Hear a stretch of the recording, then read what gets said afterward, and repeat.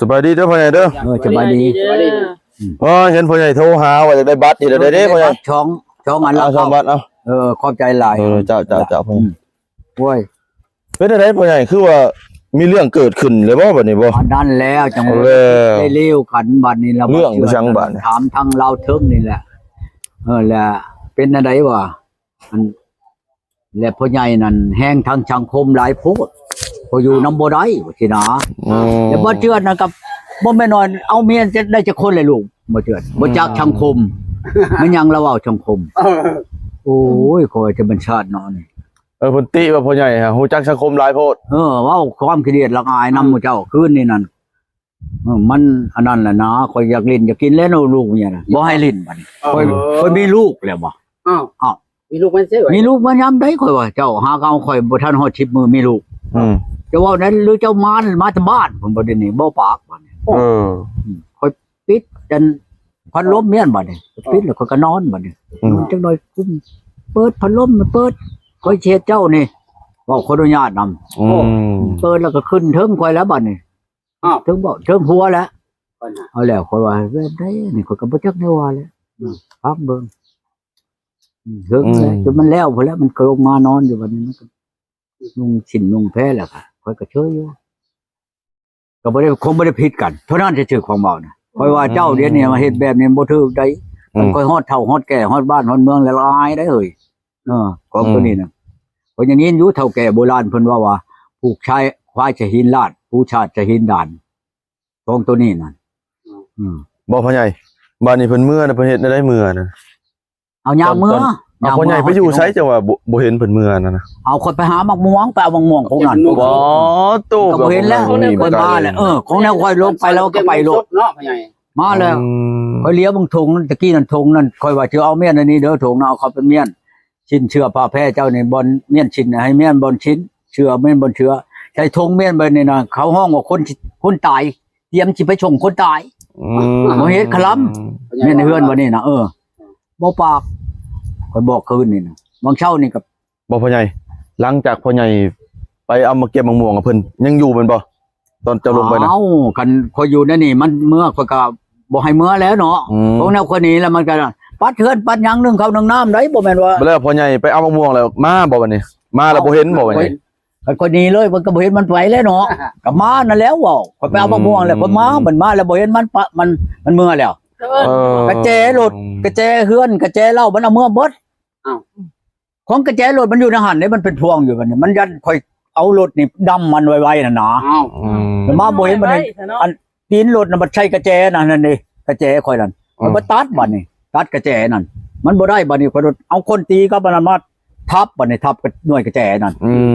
มันออกบัดนี้บุญจะมีกระแจชมร้องมันค่อยบ่ได้ใช้นำกันเบิดเด้นี่อย่าละจักบ่หน่วยนี่นี่ค่อยเอาเมียนอยู่ในพุ่นเอาตัวนี้มาชมแต่ผมเลยรถแล่นไปถามมันบ้านโดยเมานี่เห็นบ่เมียข่อยมาแล้วนี่เอาเมื่อนี่แล้วเขายังเมื่อบ้านนี้เราค่อยไปถามน้องค่อยกลับขึ้นมาถามน้องย่านว่าเพิ่นไปครอบน้องนะกับบ่อนนั้นบักบุญนั่นพาไปนี่บ่เห็นจักคนเขาบ่ได้มาน้ำบ่นี่ฮอดตลาดพุ่นบ่เห็นบ่นี่ฮอดตลาดซื่อน่ะตลาดเชโนพุ่นแล้วคิวรถพุ่นแล้วจะไปฮอดพุ่นบ่บ่ไปฮอดพุ่นนี่จังจักเนาะนำมาแล้วบ่เห็นบ่นี่แล้วบ่เจือดมาบ่นี่แล้วโทรถามมันบักหลายอยู่พุ่นเบิ่นเมียเฮามันหยังมันก็บอกมาเบิดอันนั้นเด้อโทรใช่มันนี่ติดปั๊บแล้วก็ติดไปเลยว่ะเอาเจ้าอยู่เชอว่าเว้าความระทึงเลยใช่ก่อนมันนี่ผมหมอเจือดมันก็เป็นระทึงนี่เว้าจังซั่นเดียวโอ้ยคันสิเว้าแล้วก็บ่ละเอียดนะหมอนั่นเว้าจนแต่ตัวเองเว้าแล้วมันว่าเสียงปากพ่อใหญ่อยู่นำกันให้มันเว้ากับตัวเองนี่มันจะโอ้ยได้บอกอันความเว้านั่นก็ดีหมอเจือดนั่นตายแล้วจะบอกบ่พ่อใหญ่เครื่องเพิ่นเก็บมือเบิดบ่เอามือเบิดนั่นแล้วยังเลยป๋อหาบมือแล้วบ่นั่นโอ้ยช้ำเดียวนะอันนี้พกบ่แก้วนี่อันมันเอามาแต่ก่อนมันเอาเมื่อเว้าความกันทีนี้เว้าเมื่อกินหมูมันก็ถือมาเชื่อ4-5ตู้นี่แล้วบ่เห็นว่ามันตบแล้วมันพลาดเป็นอาหารหวานนี่นั่นเตรียมจะไปเลยสิ้นพื้นนึงสิ้นพื้นนึงเด้หยังอยู่น่ะไม่ใช่เด้ฮอดตะเล่นอยู่น่ะเด้หาพาน่ะสิ้นนั่นมีชิ้นจะบ่อาหารนี่บ่ว่าติอันน่ะชิ้นน่ะพาดหาเช้าหั่นน่ะหาแจน่ะสิ้นพาทุ่งหั่นถึงพุ่นบ่แม่นอยู่ถึงพุ่น ชิ้นไม้ดอกมันชิ้นแม่นอันเนี้ยมันลืมแล้วนะเมื่อมันลืมแล้วมันป้าแล้วนะมันลืมมันเผาบึงอ่ะ ไปจะลืมหมดสิ้นเนาะ เอาแล้วชวนนั้นมันนั่นอยากได้แห้งอะไรมันมามันอยากได้กระแป้งน้ำแดงกันทาหน้ามันนั่นช่วงมาอยู่หันบ่เห็นอยู่นะมากกับตัวเองก็เพราะมันจกออกมันอยู่ด้านข้างอันนั้นหันเอาตัวนั้นแหละมันได้ตัวนั้นก็จำกันก็มันได้เพียงเมื่อพูดนั่นก็โตแม่มันน้องชาวมันก็เป็นชาวอายุ17 18ก็ยังบริทามันที่มีไปชังเงินอยากอันนั้นก็ไปเอาเงินเฮาไปทอดนั่น5 ล้านนี่เบิดเท่านั้นหันสิชื่อกินนี่ก็ดีโอ้เอามาเบิ่งนั่นมันไปอันเวลามันบ่แม่นมันไปทำงานของมันเขาไปเข้าช่องเขาอันพอได้เงินแต่ละมื้อหั่นมาชื่อกินนั่นกับน้องหลานมันนั่นรู้จักมันเบิดแหละไปโตพลังงานโอ้ยมันสิไปตายใช่มันบ้านนี่แหละพอได้เขามื้อละแสน2แสนแล้วก็มื้อนี่ได้ดอก1ช่องก็มื้อแล้วเขาว่า พ่อใหญ่บ่ได้โทรถามทางพุ่นบ่โทรเลยบ่ ทางไม่เท่าบ่ บอกเพิ่นแล้วไปเท่าก็เราอ่ะวันนี้หมอลามมันบ่หลายน่ะก็บอกแล้วเมื่อแล้วว่ะพลังงานนั่นพูนอยู่ด้านตำรวจน่ะก็บอกแล้วเราแจ้งเบิดแล้วน้องเราโทรใช้เบิดแหละเราตำรวจชินนั้นยังอยู่เนาะเฮาว่ามันเอามือเบิดบ่ได้เบิก กลางกะอยู่ บัดนี้เฮ็ดได้พ่อใหญ่ที่เขาเป็นโทษเฮาบ่บัดนี้ จักเป็นโทษจักยังแล้วจังว่าโทษบ่ เอาแบบว่าแบบคาดอกคาดองเลยเนาะชายนี่ยิงนี่ชายนี่เด้อเรื่องขดอง นั่นได้พ่อ สิ ใหญ่ เว้าให้หมู่เจ้าพังมือค่อยไปลงกันกินหมูนั่นและบ้านนี้นั่นอันที่ว่าเงินนั่น4-5 ล้านอันนี้นั่นบ่แม่นเงินขดองเขาเว้านั่นเงินนำหัวหมูอันนี้นั่นถ้าว่าเจ้าป้ามันก็บ่ได้เสียเสียหยังถ้ามันบ่มักเจ้ามันป้าแล้วก็บ่ได้เสียหยังขดองบ่ทันเสียเด้แปลว่าพุ่นชอกขดองพุ่นแล้วกับอันควายพุ่นแล้วงัวบ่หรือควายก็เอาตัวนั้นคืนได้ตัวนี้น่ะบ่ได้เสียนี่มันจังว่ามันไปพร้อมมันตัวนี้รถอันมันบ่มักมันไปมันบ่ได้เสียหยังเด้บัด ยังไม่เลยเนาะ มันยังไม่ได้เสียเงินจะมาคาดองเขายังจะไปเสียให้ก่อนจะไปเสียคืน บ่ทันเสียเสียแต่อันเงินนำหัวหมูนี่ บ่ใหญ่คำได้เพิ่นใช้ชอบจะคอหา เอามันก็เอามึงพูดแล้ว คำ2 บาทบ่น่ะ อ๋อหอบคำ2 บาทไปนำเอาบ่พอเว้าเดี๋ยวนี้นะให้มันเฮาแต่คนพูดพลังงานพุ่นจังสิเอาเฮาบอกแล้วพวกนั้นอยู่พุ่นโทรบอกแล้วเราว่าให้มันฮอดแต่ก่อนเรา เจ้าก็หูอยู่ที่บ้านเราเจ้าก็นำเนาะ อันใด เจ้าก็นำเมื่อบ้านพุ่นแล้ว โอ้พี่ลึกเนาะบ่ บ่นำแล้วมีลามเฮาพุ่นอยู่พุ่นแหละถามมันนั่นบ่เป็นเรื่องเฮาก็ป้าเลยเนาะบ่ได้วนวายหัวมันนะ ทำเจ้าได้ซะ ป้าเลยเนาะบ่ได้ห่วงหัวมันเนาะเสียกว่าหันเอียนเฮงมันจัก100 ล้านเจ้าอ่ะยับเพียงคำน่ะอีอันนั้นเอามือแห้ง3 บาทพุ่นแล้วอีหุ่นน่ะ ปอต อีหุ่นนั่นดูให้ลาดนั่นลูก1 บาทมัน1 บาท 1 ล้านมัน1 บาทเอามือไหนปาเลย บาทเลย3 บาทชื่อแพงจำกุมือเนี่ยบาทนึงเท่าไหร่จ้ะบ่า50 ล้าน50,000 60 50,000 บาท 52,000 52 บาทมันแชนบาทเลยนี่โอ้อย่ามัน พ่อใหญ่รู้สึกแปลกแต่ต้องคืนพุ่นเนาะพ่อใหญ่เนาะ ยังไงก็ เมียก็เพิ่นสิไปฮะแปลกรู้สึกแปลกๆต้องคืนพุ่นว่าพ่อใหญ่ เมื่อนั้นน่ะว่าเจ็บท้องผีทั้งนั้นเฮ็ดแต่ให้เมื่อแก้จังว่าพากันเมื่อแก้อันผีนั่นเมื่อบัดสิได้แก้ผีแก้แล้วเขาจะเว้าเรื่องฮีดนั่นแหละเมื่อกับตัวลูกมันเลยมาเว้าให้แม่มันมาแล้วก็เว้าจะมีแทงเต็ละ50 ล้านพุ่นจังว่าพวกพลังงานอยู่นั่นจะเว้าคือเดียวก็ได้เด้เขาบ่มักเจ้าว่าสินะบ่มักเขาบ่มักคอยก็คมเหงเอามันได้วันนี้ว่าเนี่ยก็มาช่องคืนเนาะคืนมาชื่นนั่นกับคืนวานนี่กับคืนนี่วันนี้ก็เมื่อแหละนั่นเนาะพ่อใหญ่เนาะเบิ่งนี่ก็สิโทรนะให้เจ้าว่าเป็นบ่ว่ากับมันเนี่ยเจ้าฮอดใช้เลยเฮ้ยโอ้นี่เดี๋ยวนี้นั่นคันมันถามเจ้าคืนมาก็เจ้าอยู่ใช้เอาอยู่ในเวลานี้แหละไปถามเจ้านี่เบอร์เก่านี่ก็สิโทรหานี่เจ้าเว้าเด้อเว้าคือบ่เจือดเด้ฮะเอาชาละถึงบ่แม่นโทษแต่นี้ข่อยนี่นะเขาให้ค่อยว่าประชาละถึงจะลาวว่ามันเป็นประชาละถึงว่าบ่คือกันไหนบ่คือเลยแม่นแหละสำเนียงมันเนาะเบิ่งบอกกับบอลคือเด้เฮ้ยทำประชาเราเทิงนะนี่นั่น คอยอยู่นั่นนี่แหล้วคอยเจ้ามาฮอดชัยแล้วเอานี่วันหูจักตัวดอก อืม เจ้าหูจักแล้วว่ามาฮอดชัยเลยเดี๋ยวนี้น่ะมาแล้วบ่คืออย่างนี้เจ้าเอาผัวอยู่หันอยู่นี่แม่นหรือบ่ ถามมันรู้จักนะ เจ้าก็ถามเป็นนั่นล่ะบ่โอ้ยตายแล้วอันนี้ก็ช้ำกันกับอันนั้นคันมันบ่จื้อความปากข่อยนี่ข่อยสิเว้าเองข่อยก็ได้ดอก ถึงเจ้าครับบ่ปังคนว่าผู้เดียวบ่เนี่ย แม่นเจ้าผู้ใดกันคำช่องประสาน่ะ นี่มาเด้อนี่ คนไหนบอกยังมีลูกก่อนเนาะยังเว่าไปทุกที่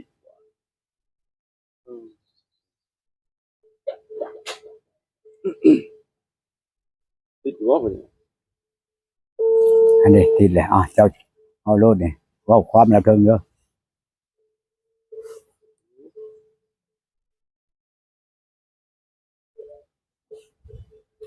ฮัลโหล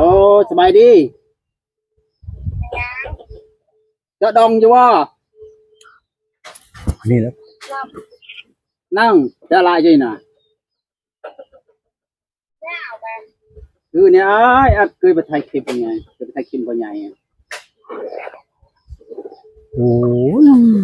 ข่อยหึนเด้เจ้า พ่อใหญ่ตะวันพ่อใหญ่ตะวันอันนั้นเขาบ่ได้อยู่นี่พ่อใหญ่หันเข้าไปทางใดเพิ่นน่ะ บ่เป็นอันนี้หรอกโอ้ยบอกแล้ว ทางตลาดชวัน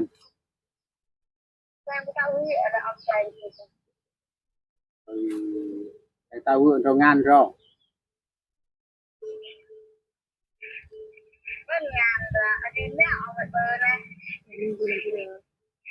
เอ็ดนังพ่อใหญ่ตะดูนเด้อเอ็ดตะดูนจะกะโตอะไรโตจะคือเด้โตเลยจอเนี่ยจะไปเจาะละมันจะดองมันจะดองจริงน่ะ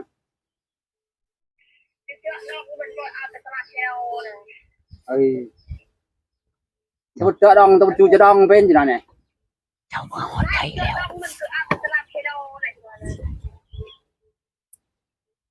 จะไม่ตัวจู้มื้อไหน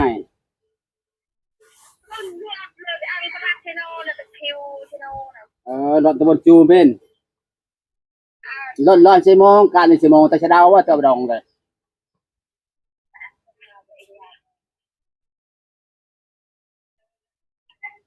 เจ็บอากำน้าวคือตะบอกเร็ว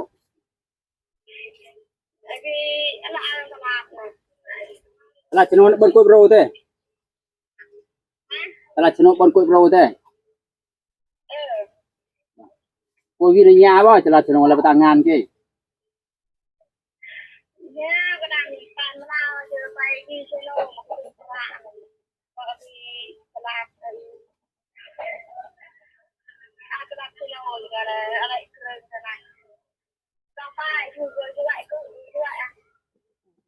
จังหวังเต้คือเตาอันโทจะคือไปอันโทเลยใช่ไหมเอาน้ำไม้ไปไม่ชูจะดองจะบ่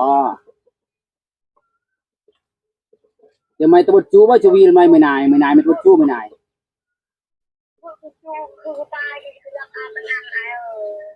ปัญญาล่ะปัญญาล่ะ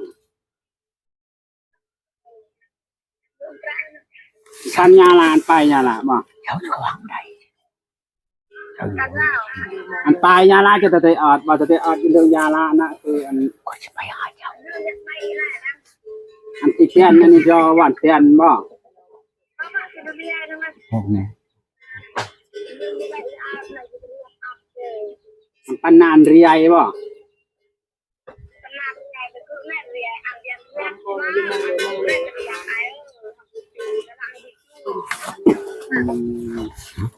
เป็นทามมาอยู่ไปบนเลยเอาไปนี่ตอนนี้ยังทาม งั้นไม่อยากให้ถามมันอยู่นะ ทามแล้วอยู่ตลาดชน เดี๋ยวนี้ได้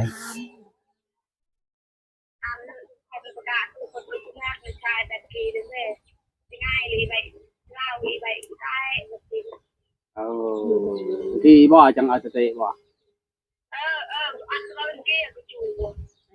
เอาอยู่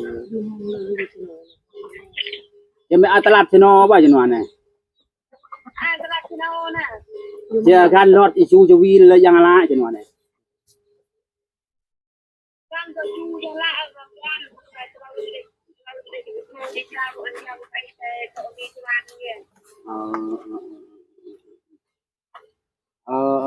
ทำไรได้จะนะคือทอประไม้ได้คือ คือนั่งเจาะยอกวลก็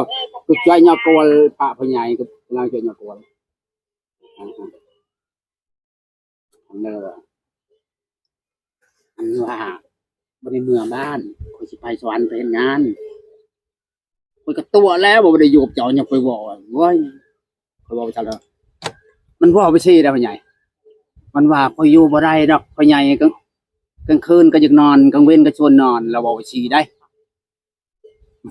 แม่นก็จริง เว้านั่นนี่เนาะ มันว่า มัน ได้ อ ได้ ยู่ พญา ใน ย ตลาดชิโนมันอยู่ในไสเดี๋ยวนี้ มันอยู่ในตลาดซิโนมันว่าจะรอรถหักบ่มีรถก็บ่ได้มื้อมื้อนี้มันว่าอ่ะก็เลยว่าสิโทรให้โมคอยมารับโมอยู่สวรรค์เฮ็ดงานอยู่สวรรค์มันว่าจังซี่ได้ คอยว่าเป็นหยังปันอยู่บ่ได้กับพ่อใหญ่ก็คือดีเด้อเฮ็ดเวียกเฮ็ดงานจอยแล้วว่าคอยอยู่บ่ได้แล้วว่ากลางคืนก็อยากนอนนำกลางเว้นก็อยากนอนนำว่าไปซี่ได้พ่อใหญ่เขาว่าตรงๆก็บ่ตัวพ่อใหญ่ได้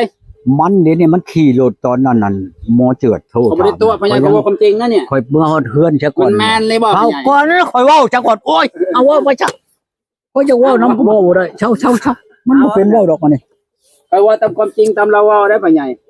อย่า เพราะว่า เช้า เราจะพารถจะไปสวรรค์